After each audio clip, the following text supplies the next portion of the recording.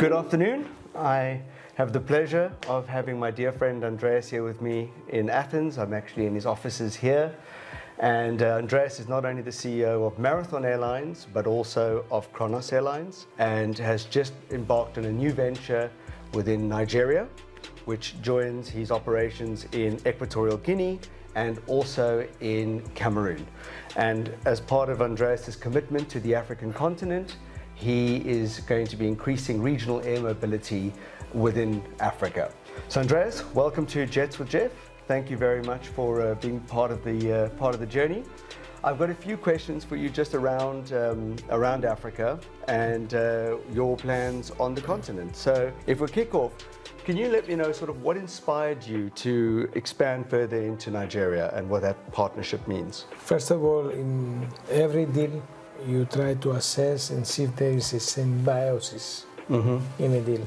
We got several requests from Nigeria, but this particular one with United Nigeria brought me to a conclusion that there is a good symbiosis with the operation. They're a young operator. Within 2 years after they started operations, they became IOSA certified. Already? So they are already IOSA certified.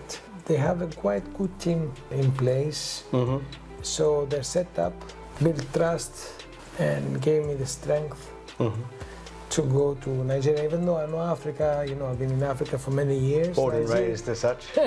Nigeria is a country that the dynamics are different from the other countries I'm used to operate, like Equatorial Guinea or Cameroon. Okay, and do you see that those are challenges and opportunities for you, or?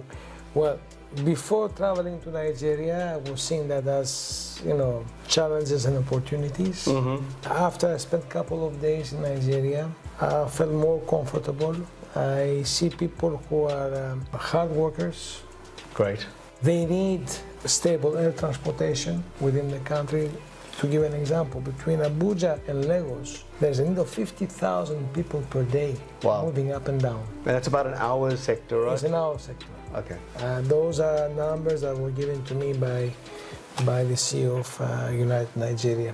Yes, so after my trip, I felt comfortable, and we are in discussions to have another 5 aeroplanes within this operation progressively. You also signed an MOU to build a maintenance and facility there as well.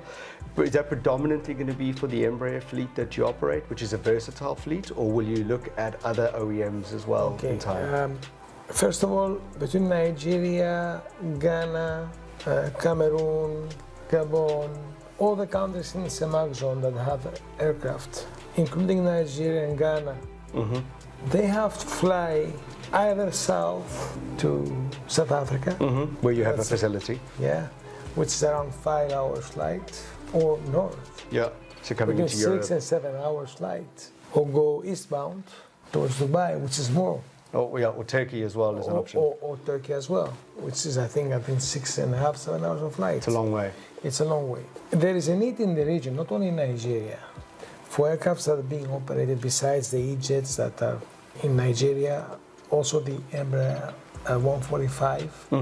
There are a couple of them in Nigeria and in the region as well. The Boeing new generation as well. So we will start initially doing up to C checks for the E-jets, the ERJ 145, and the Boeing 737NG. Because that's the most common sort of fleet around that part. Yes. And that will be done progressively. I think there is also the participation of the state of Enugu. That's what we're discussing here, to be in the state of Enugu in Nigeria, and it will be also driven through the Ministry of Aviation of the Federal Republic of Nigeria. So you have a lot of support from the federal government and actually from the province. The support goes mutually first to United Nigeria, of course, which is a Nigerian company, and of course it comes to us as well, because it's a partnership between us and the United Nigeria. Okay. And operationally, are there any things that you've taken away from your operations in Equatorial Guinea, Cameroon, and the other places that you've operated? That are there different nuances with operating in Nigeria compared to the rest of Africa, or would you say, given that you're an African-centric operation, that you've harnessed most of those nuances? I'm pleasantly surprised. Okay. it's even better from what we used to do in the Cameroon right now. Okay, so progressive. Yes. Okay. And now, what are your expectations for the future of both Marathon and Kronos on the continent? Okay, so Kronos has been there since 2006. We are stable, we are very conservative. We maintain what we have right now, which we know we don't like to take a lot of risks. We keep the domestic network as it is, 21 flights a week between Malabo and Bata. Okay, and that's also about a quick half an hour, 40-minute hop, right? Yes. And we will maintain Douala flight, 4 flights a week. And then we are in discussions through interline agreement with United Nigeria via Port Harcourt, because we fly to Port Harcourt. Oh, you got it for, okay. We fly here for the last 10 years, we've been flying to Okay. Port Harcourt to feed passengers through Port Harcourt into Abuja and see possibly into Lagos. For interlining on longer haul trips and so forth. Yes, exactly. So that focus will still be around that area, but now interlining with the larger carriers. Yes, and the target now for Kronos also in Equatorial Guinea is to become IOSA. Okay. IOSA as well. So jointly together, yes. I mean, they've got their certification already, but you want to be on par with them. Exactly. And do you foresee, I mean, this is a philosophical question, but do you foresee in Africa huge growth potential still in population and businesses coming in who are looking for good carriers to put their employees on and so forth? Because obviously carriers come and carriers go, but if you've been there since 2006, that makes you a mainstay of that region. And do you see more opportunity in terms of growth opportunity on the continent, particularly West Africa? The need is there. It requires also a political will. Okay, to open up to from the governments to revise a bit also the passenger taxes. Are they very high? They're very high. A ticket between Malabo and Douala, 80% of the value of the ticket is in taxes. Is in taxes. Wow. Okay. And the same taxes are applied for the longer routes. Oh, so you tax the same amount regardless? Regardless. So if you buy a ticket with Lufthansa to go to Frankfurt, you pay the same taxes if you go from Malabo to Douala for 30-minute flight. Right, okay, and that's high. And for the buying power, people who travel between those, it's a bit high. And we cannot increase the rates because we know how much money people have to buy. Not all the passengers who travel have the ability to pay expensive tickets. Absolutely, and the African flights anyway generally are very expensive going. Now I understand a little bit more about so taxes are very high. And, so there has to be a change. I think there should be a change, and I think they should change taxes from, the international taxes and regional taxes have to be progressive to the length of flights and yes, so forth. Yes. Much like they do in Europe or in the UK now with APD. Yes, and exactly. So forth. So. That's and the other thing is we are lucky enough in Equatorial Guinea we do our self-handling. Okay, so you can bring the costs down.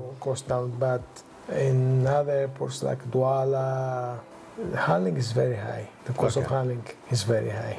Yeah. So these are things that we're looking to try to negotiate and bring the cost a bit lower. It's the same in the private jet world. When you're going to Africa, it's going to be expensive, catering's expensive, handling and landing, service fees are, so that comes through in the costs. So in order to help the airline transportation industry to be more present to the real requirement of the market, there should be also a political will to balance things out. Yes. Okay, so that's going to be the next challenge. Yes, and we will try to lobby and discuss and try to explain the need for that. Regional air mobility is such an important topic now for everybody about getting that as close as possible as you can to your destination.